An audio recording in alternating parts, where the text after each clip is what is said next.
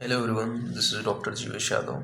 तो according to NCISM syllabus हम लोग रसशास्त्र मैसेज कल्पना पेपर फर्स्ट के मोस्ट इंपॉर्टेंट 25 जो टॉपिक हैं जो यूनिवर्सिटी एग्जाम के लिए अति महत्वपूर्ण हैं वो अपन देख रहे थे और उसी को ही कंटिन्यू करेंगे। और आज की क्लास में हम लोग बात करेंगे टॉपिक नंबर 23 के बारे में।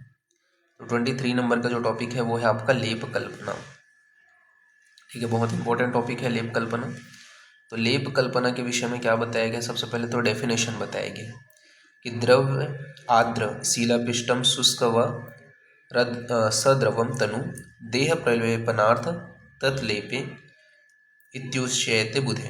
अर्थात बोला गया है कि आर्द्र या शुष्क वनस्पतियों को जल से धोकर शिला पर जल आदि द्रव्यों के साथ महीन या पतला पीस ले या फिर सूखी वनस्पति को इमर दस्ते में कूट करके कपड़ाहीन चूर्ण कर पुनः यथा निर्दिष्ट द्रव्य में कोई भी द्रव्य के साथ में शिला पर खूब महीन कल्क की तरह पीस लेते हैं। ठीक है, तो इसे अपन क्या बोलेंगे, और इसी को ही अपन क्या है शरीर पर लेप योग्य ढीला कल्क जैसा बना करके लगाते हैं, तो इसी को ही क्या कहते हैं अपन लोग, लेप कहते हैं। ठीक है, तो ये यहाँ पे आपका बताया गया है कि इमरदस्त में अपने को कूट पीस लेना है। ठीक है, जो आर्द्र चूर्ण है उसको और द्रव्य के साथ में मिला करके महीन पीस लेना है और कल्क के समान बना लेना है और उसी को ही शरीर के ऊपर लेप के रूप में लगाते हैं। ठीक है, तो वो क्या है, लेप कल्पना है। फिर लेप के पर्याय बताए गए हैं, तो सारंगधर के अनुसार आपके बताए गए हैं आलेप च नामनी लिप्तो लेपस्य लेपनम। ठीक है, तो लेप, आलेप और लिप्त ये क्या है आपके लेप के पर्याय है। तो लेप, आलेप और लिप्त ये आपके लेप के पर्याय हो गए। फिर नेक्स्ट आपका बोला गया लेप के प्रकार, तो दोषग्न विषग्न वर्णयो मुख लेपस त्रिधा मता। ठीक है, तो सारंगधर ने 3 प्रकार के लेप बताए हैं, दोषग्न लेप, विषग्न लेप और वर्णकल लेप। ठीक है, दोषग्न, विषग्न और वर्णकल लेप। तो इसके विषय में बात करते हैं। दोषग्न लेप किसको बोलेंगे, तो वात आदि दोषों के शांति के लिए जो लेप का प्रयोग किया जाता है वो आपका क्या है, दोषग्न लेप कहलाएगा। तो वात आदि दोषों की शांति करने के लिए जो लेप का प्रयोग किया जाता है वो आपका दोषग्न लेप कहलाएगा। विषग्न लेप किसको बोलेंगे, तो सर्प बिच्छू आदि के विषों का नाश करने के लिए, ठीक है, विष का नाश करने के लिए जो लेप का यूज किया जाएगा वो विषग्न लेप कहलाएगा। और वर्ण का लेप किसको बोलेंगे, तो मुख यानी कि जो चेहरे है, फेस है, उसकी ग्लोरी कांति के लिए जो लेप का यूज किया जाएगा वो क्या आपका वर्णकल लेप कहलाएगा। तो ये आपको ध्यान में रखना है। फिर सुश्रुत अनुसार 3 प्रकार के बताए गए हैं, लेप, सत्रिधा, प्रलेप, प्रदेह, आलेप। ठीक है, तो प्रलेप, प्रदेह और आलेप ये 3 प्रकार के बताए गए। प्रलेप किसको बोलते हैं, तो प्रलेप में बोला गया है रक्त एवं पित्त के विकार में शीत वीर्य औषधि का ठंडा एवं पतला जो लेप किया जाता है उसे प्रलेप कहते हैं। तो रक्त एवं पित्त के विकार में शीत वीर्य यानी कि मधुर औषधियों का ठंडा एवं पतला जो लेप किया जाता है उसे प्रलेप कहते हैं। यह 2 प्रकार का होता है, विशोषी और अविशोषी। ठीक है, तो ये यहाँ पे बताया गया। फिर प्रदेह के विषय में बात करते हैं, कफ वात की विकृति में उष्ण वीर्य वाले द्रव्यों के कल्क को गर्म कर जो गाढ़ा लेप किया जाता है उसे प्रदेह कहते हैं। यहाँ पे बोला गया है कफ एवं वात की विकृति में उष्ण वीर्य वाले द्रव्यों के कल्क को गर्म कर जो गाढ़ा लेप किया जाता है उसे अपन क्या कहते हैं, प्रदेह कहते हैं। इसे विशोषी भी कहा, विशोषी इसके एग्जाम्पल है। फिर इसके बाद में बात करते हैं आलेप। आलेप किसको बोलते हैं, तो प्रलेप और प्रदेह के बीच की स्थिति को क्या कहते हैं अपन लोग, आलेप कहते हैं। तो प्रलेप और प्रदेह के बीच की स्थिति को आलेप कहते हैं। और यादव जी त्रिकम ने प्रलेप और प्रदेह ये 2 ही भेद बताए हैं लेप के। ठीक है, जबकि वांग भट्ट के अनुसार लेप के 10 भेद बताए गए हैं। कौन से वो 10 भेद हैं, तो आपका बताया गया है स्नेहिक हो गया, स्तंभन हो गया, शोधन हो गया, शोषण हो गया, सवर्णीकर हो गया, विलयन हो गया, पीड़न हो गया, पाचन हो गया, निर्वापन हो गया, प्रसादन हो गया, ये 10 बताए गए। तो ये आपको याद रखना है, स्नेहिक, स्तंभन, शोधन, शोषण, सवर्णीकर, विलयन, पीड़न, पाचन, निर्वापन और प्रसादन। ठीक है, फिर इसके बाद हम बात करते हैं इंपॉर्टेंट्स, क्या क्या इसके इंपॉर्टेंट्स हैं।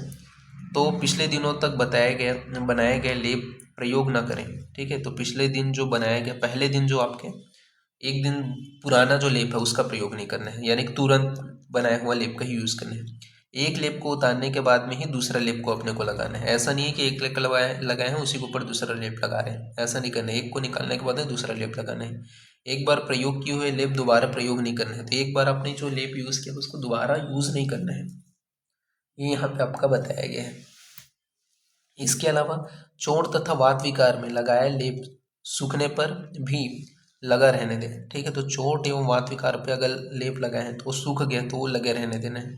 रक्त पित्तज विकार तथा व्रण शोथ में लगाए लेप सूखने से पहले उतार लें। तो रक्त पित्तज विकार में व्रण शोधन के लिए जो लगाया गया लेप है वो क्या है, सूखने से पहले उतारना है। रात्रि में लेप नहीं लगाना है, अगर आप लगाओगे तो अपक्व शोथ श्लेष्म शोथ, मतलब देखो रात्रि में लेप नहीं लगाना है, लेकिन अपक्व शोथ है या श्लेष्म शोथ है तो उसमें रात्रि में लगा सकते हैं। तो अपक्व शोथ व श्लेष्म शोथ में रात्रि में जो है लेप लगा सकते हैं।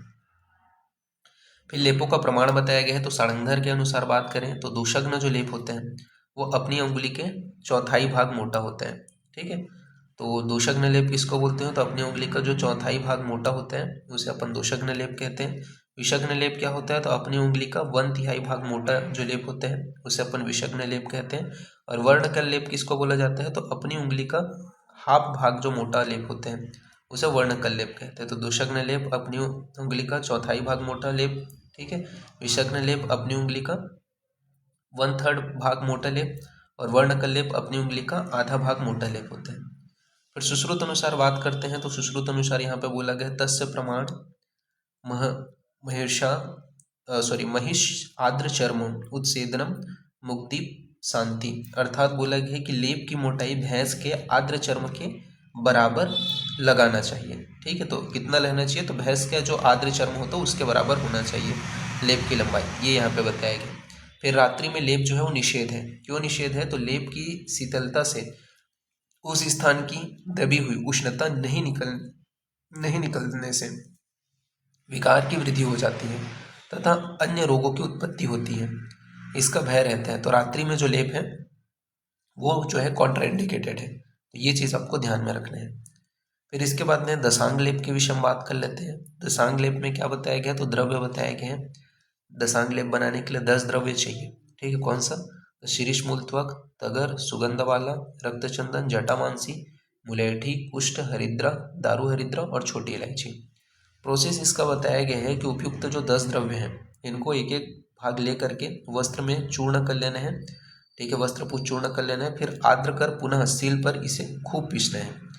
इस कल्क के पंचमांश यानी कि 2 भाग गोघृत मिला करके प्रयोग करने पर यह जो है विष क्या बोलना चाहिए, विसर्प, विष दोष, विस्फोट, शोध पर लेप लगाने से उनको क्या है शांत कर देते हैं। ठीक है, तो ये आपका बताया गया, तो इसको आपको ध्यान में रखना है। ठीक है, तो इस प्रकार से ये जो टॉपिक है वो फिनिश होते ही इसका जो पासवर्ड रहेगा वो लेप रहेगा। ठीक है,